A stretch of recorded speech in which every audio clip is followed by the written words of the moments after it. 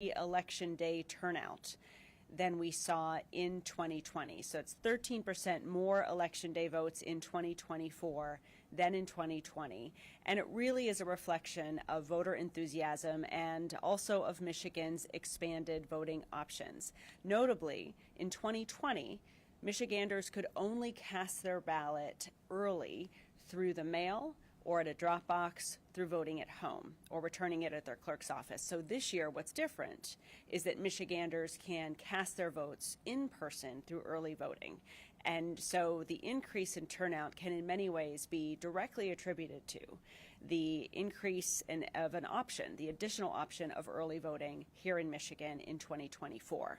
Now, yesterday was the final day of Michigan's first ever statewide in-person early voting period, leading up to Election Day. Over this initial 9-day early voting period all across the state, more than 78,000 Michigan citizens turned out to exercise this particular new option. Close to 20,000 of those votes were cast in the final weekend, just Saturday and Sunday, this past Saturday and Sunday. And the highest turnout day was yesterday, Sunday, the last day, the 25th of February, where more than 11,000 citizens participated in early voting. What that also tells us is that the more citizens hear about early voting as an option, the more likely they are to take advantage of it. And so the increase in turnout yesterday over all of the other days really reflects also the push that clerks like Clerk Segrest and others did over the period to make sure citizens knew about this option. And that's not all. As of this morning, more than 927,000 citizens have completed and submitted their vote through the mail. Through an absentee ballot, they returned their ballot either in person at their clerk's office, at a drop box, or through the mail, and it's been received. For comparison, the total number of citizens who cast an absentee ballot in the 2020 presidential primary was just over 882,000. So in other words, we've also seen an increase in those citizens choosing to vote from home or absentee by more than 45,000 voters over 2020. And for a presidential primary, where each major party has a candidate with a commanding lead, we're still approaching half of the total turnout before Election Day for the entire 2020 presidential primary, when in that primary, nearly 2.4 million citizens overall participated and voted. So between in-person early voting and absentee voting in Michigan, 13% of Michigan's active registered voters have already voted, excluding inactive voters who are slated for future cancellation. The vote totals on those ballots will be generated tomorrow on Election Day after the polls close. And so that's an important point that I want to make. While we know the number of ballots that have been cast at this point, results will not be tabulated, calculated, revealed, or in any way even known before 8 p.m. on Election Day itself. Now, overall, this is great news for our state. The robust early voting turnout shows that Michigan citizens are engaged in this process and are making sure their voice is heard. And it shows that Michigan voters, when they have options to vote, they embrace those options. Citizens have overwhelmingly supported efforts to allow no-reason absentee voting and to require at least 9 days of early in-person voting for state and federal elections. That's been reflected by the fact that it's been citizens themselves who, through ballot initiatives in 2018 and in 2022, created these options for themselves. And we as election administrators and clerks are proud to be able to fulfill their will by making both in-person early voting and no-reason absentee voting a reality for all. And as with no-reason absentee voting, I expect in-person early voting to also become more and more popular as more citizens learn about their options and become accustomed to Michigan having several election days rather than just one election day. There is precedent for this. The largest county in Illinois, Cook County, instituted in-person early voting in 2006. In that year, 4.9% of voters voted early. The second election to have early voting in that location, in 2008, we saw early voting turnout increase to 20%, almost 22%, and it's remained at that or above that level in years after. I had the opportunity to visit many early voting sites over the last 9 days, and I really want to thank the clerks and election workers who did an excellent job with this new experience for all of us. It was a lot of work under tight timelines, but our clerks got the job done. And in the end, it is the voters of Michigan and our democracy that benefits as a result of their hard work. One of those clerks is here today, Clerk Michael Segrest of Canton Township. He did an extraordinary job leading the way through a lot of thoughtful work and voter outreach, preparing for early voting in his community, and I invited him here today to share his experience. Clerk Segrest, could you share with us how early voting went in your community? Thank you very much, Madam Secretary. Good morning, everyone. My name is Michael Segrest. I am the clerk in Canton Township. I'm extremely happy to be here with you as we closed out the 9 days of early voting and we prepare for Election Day tomorrow. What an exciting time to be a clerk, and what a really cool time to be a voter in the state of Michigan. In 2022, voters passed Proposal 2, which included 68% of the citizens of Canton Township. Voters were eager to expand their rights, making voting more accessible, more inclusive, and more secure. Since 2022, we've been working with the Department of State and the Bureau of Elections to prepare for the launch of early voting. Throughout that time, we all engaged the legislature on developing laws to create a framework around early voting. Once we finally had the rules in place, the Department of State and the Bureau of Elections coordinated with us local clerks in the procedure-making process and technology development that was going to be required to get the job done. Over the last 9 days, poll workers in Canton have enjoyed a live early voting poll book that tracks voter status in real time. This was a critical tool in Canton Township where we had 2 early voting sites. Voter education became our #1 mission. We mailed a notice to all voters with the early voting site locations, dates, and times. We even advertised it in our community center brochure that gets mailed to every resident in Canton Township. We began an aggressive social media campaign that was used to try to create a culture around early voting, an option Michigan voters had never seen before. I can tell you, I've never seen this level of excitement in voters as they go into the early voting site and cast their ballot for the first time. The poll workers love the new tools. Canton implemented ballot on demand, which allowed us to be more efficient and intentional by printing a ballot directly for a voter. The state appropriated roughly $30 million last year to help us acquire the new equipment that is needed to get the job done.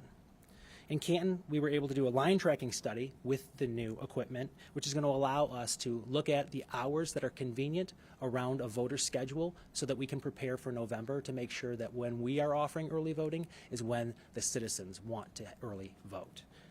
I've been a clerk since 2016. I have known nothing but change and some challenges. Every election brings new challenges. But what is clear, after the massive effort to implement early voting and all of the reforms of Proposal 2, is that both voters, poll workers, and clerks are going to be excited about this new option.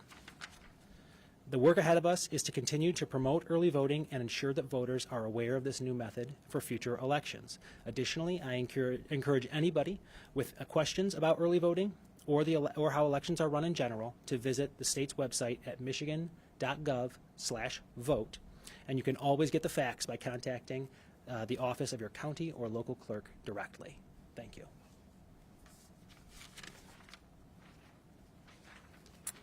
Thank you, Clerk Segrest. I appreciate your hard work and the hard work of clerks all around the state. And as I mentioned, in-person early voting was approved by a ballot initiative in 2022 that amended our state constitution to mandate at least 9 days of early voting in statewide elections. Proposal 2 passed with a majority of support from voters all across the state, Democratic, Republican, Independent citizens alike. And Michael Davis, Jr., the executive director of Promote the Vote Michigan, was a key part of that effort. Promote the Vote Michigan led the effort to get Proposal 2 on the ballot in 2022 and introduce early voting as an option with citizen support all across our state. He's here to share his thoughts on the state's first election with in-person early voting.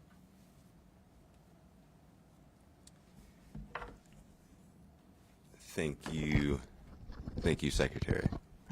In 2021, we began planning, and in 2022, Promote the Vote, along with a coalition of 25 plus organizations, worked together, gathering signatures. These organizations represent thousands of Michiganders across the state.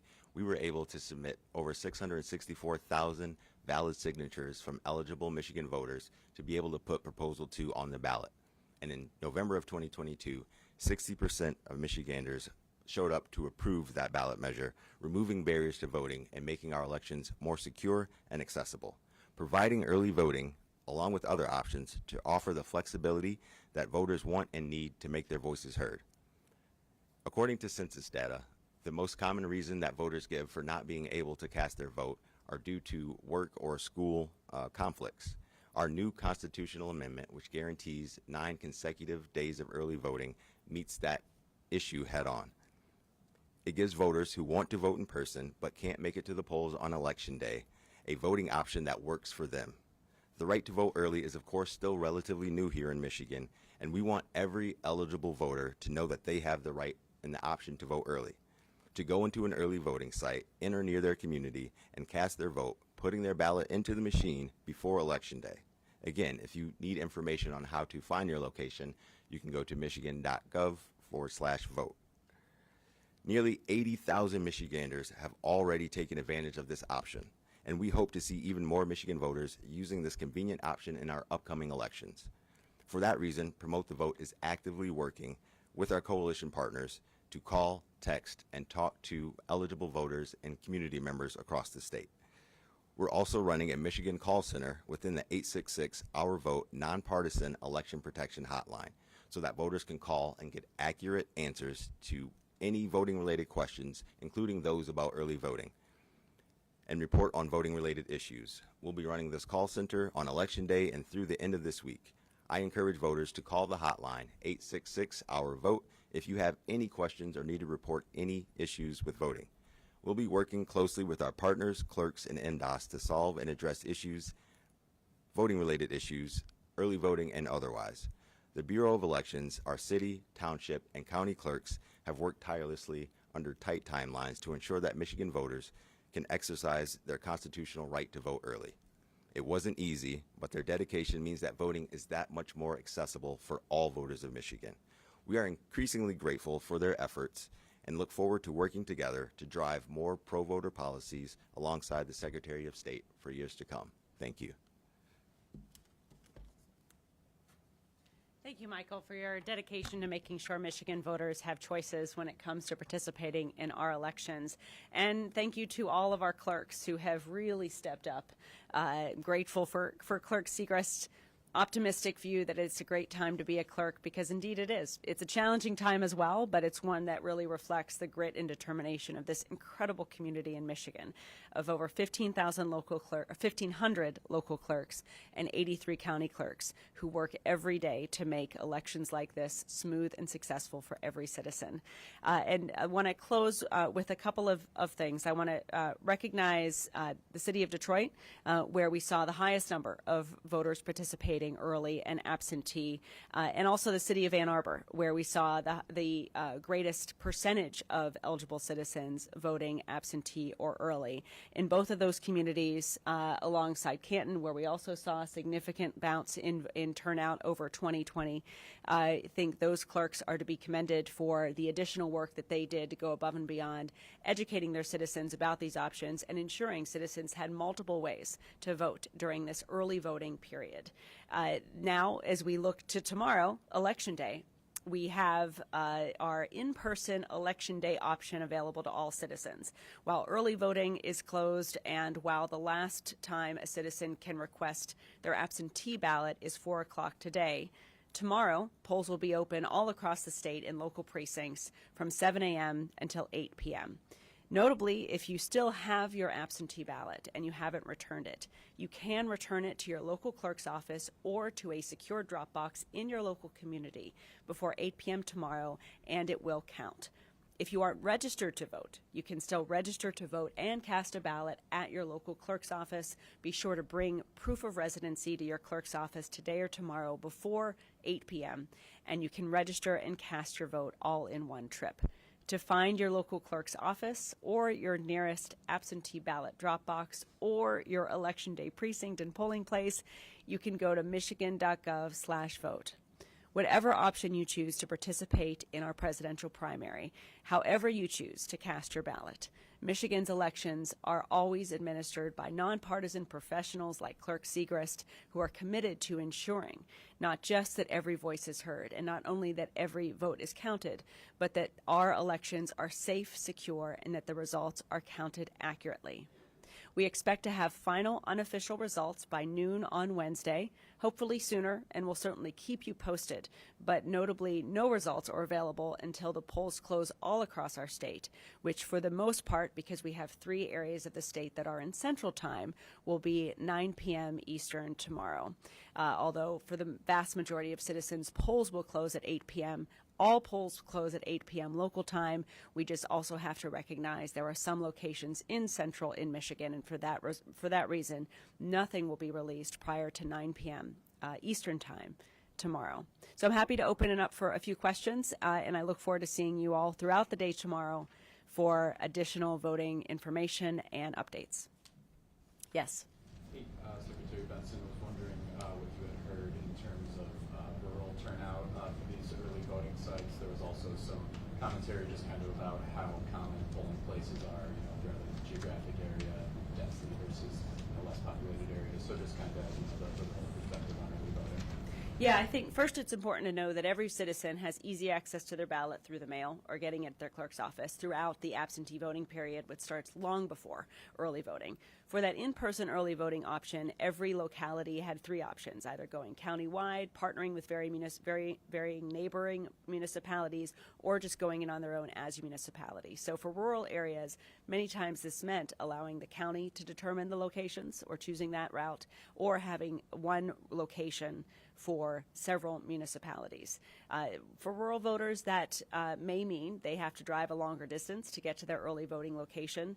For those concerned about that, the offset is the absentee voting option, where they can return it through the mail or at a local drop box. And notably, there is one drop box for every 15,000 citizens in this state. So drop boxes are plentiful and secure for every citizen to access. So recognizing that there are many diverse ways in which Michiganders choose to vote, and also that there are many diverse needs for citizens in urban areas and rural areas, the collection of 3 options really does ensure that no matter where a person is situated, they can choose an option that's most convenient for them. Secretary Yes. Benson, does your office have any estimates on the overall cost early voting was for the state? And also, to piggyback off of what you were just saying, are there any lessons learned that you're taking into future 2024 elections and beyond? Yeah, we're still looking at the information on costs. I know we'll get that to you as clerks report out their specific expenditures for this period. What we'll then do with that information once we have an assessment of how what clerks' expenditures were versus what was allocated is be able to make a clearer estimate for August and November as to what our funding allocation is going to be. The bottom line is our partnership at the statewide level is secure with our clerks, and we find it to be our responsibility to ensure they can cover their costs through state funding or other sources of funding. And Clerk Segrist, I don't know if you want to comment on that either way in terms of costs, but the bottom line for us is that this is a mandate from voters that the state has a responsibility to help fund. We'll continue to help fund it and ensure that that we have a sufficient number of people staffed and that the voter education materials are effective, mailings and the like, for citizens to know their options and know where to vote early.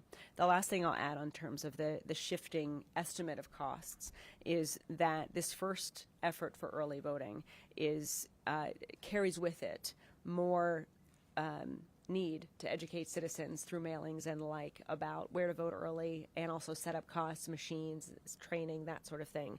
We anticipate those costs will diminish as we go through not just this year but future years with early voting, which is another thing we're working into our estimates. So all that to say is we're still getting the specific data points as to what expenditures were made. Early voting just ended yesterday, but we know clerks were able to meet their needs in this primary, and that will also give us information as to how to allocate funding for the primary in August and the general election in November. Clerk Segrist, did you want to add anything to that on funding or costs? Or? I can talk for a Yeah, so I would just kind of point back to the comments I had made earlier about the legislative appropriation of roughly $30 million for the one-time kind of costs of a substantial amount of the equipment that was used in this election, and I believe to cover a lot of the payroll from this election, or the cost for administering it with the inspectors. So yeah, we'll have the ongoing costs, and then there is the one-time administrative costs for the for voter education, which was I had asked my local jurisdiction to set aside roughly $30,000 for voter education for this year in total, because for me, early voting is abundantly clear will be an investment as we begin to get, if we can get up to the 20 or 30% turnout for early voting, what that's going to do is relieve a substantial amount of pressure on election day, which is substantially the most costly form of administering elections, is having voting in place in all of the precincts on election day. So we'll be looking at the data before we make decisions about the long-term costs or benefits in Canton Township. We'll prioritize efficiency, but we'll also prioritize access. We're not interested in ensuring that individuals make it more difficult to vote on election day. But we definitely want to look at that. It's extremely premature to know what the cost is right now for early voting. Thank you. Yeah, I think it's important as you cover this, and as Clerk Segrest emphasized, there's a shifting of costs that's going to evolve as well away from election day into early voting based on voter behavior that we've been tracking as well with the implementation of no reason absentee voting as well as more voters choose that route. And so we'll be able to make those determinations throughout the year, consolidating precincts, which clerks may choose to do as a result of a shift, which enables clerks to shift those costs. So it's going to be difficult to say this much, and this much for each option, because those will be moving targets, but we will be able to also provide post-election assessments of how costs were allocated to give you an opportunity to track that funding. Other questions? Yes. Yeah. Madam Secretary, I'm curious. We talked about the education process. Clerk Segrest, you talked about that. I imagine, this being the first time for this new option on the menu. Any conversations or contemplation from a local level, Mr. Clerk or Secretary Clerk, about working with school districts to provide the education around this new option for young people as they become voting age, and obviously some high schoolers are of voting age? Yes, I'll say three things on that. First, the proactive voter education that we are doing this year on all fronts to make sure citizens know all their options to vote will be coming not just from our office, but a number of partners as well through the voter confidence councils that we're creating all across the state, as well as our statewide council. The members of those council and partners there include business leaders, corporate leaders, community leaders, labor leaders, and educational leaders. We have found, by and large, principals, teachers, and school district leaderships, superintendents, and the like, to be abundantly supportive and helpful in getting the word out and having ideas. The same applies to the collegiate level as well. So we'll be announcing and rolling out those specific things we'll be doing to engage our young voters and our new voters around these options and making sure they know their options. We also know they'll likely be targeted with misinformation and other tactics, and we want to prepare and shield them from that as well. So working with education partners and other partners throughout the state to establish and disseminate that information will be key. The second thing we're doing already, and I invite you and others to observe one of these, are every week, every Friday, we seek to do a mock election at a local school. And we've done one in Detroit already at Emerson High School. We've done one in Lake Orion and other places. We'll be doing those throughout the state. And those are a lot of fun, and probably great to cover because we walk these young future and current voters through the process of voting early, absentee voting, and then we encourage them to think about or ask their parents to think about serving as election workers as well to be part of the process. It's been great, and maybe we'll come to Canton and do one, but we'll invite you to come and observe one of them. They're really inspiring and exciting. And then that links to the third thing, which is that in the summer we'll roll out pre-registration for 16 and 17-year-olds, which is now a law. It'll go into effect and fully operational later this summer, and then in the fall that will enable us to go to high schools and begin the pre-registration process. We also have other things planned, like the use of our mobile offices, taking them to college campuses to educate and engage citizens, not just in voting, but getting their licenses and ID. So we've got a lot planned. It's not lost on me that Michigan led the nation in youth voter turnout in 2022, yet it was still just 37% of young voters participating. And that number we want to see increase this year, and we've got a lot of plans in place, like the ones I mentioned, to get us there. Thanks. Any other questions? Okay. Thanks, guys. We'll see you all throughout the days ahead, I'm sure. Sure.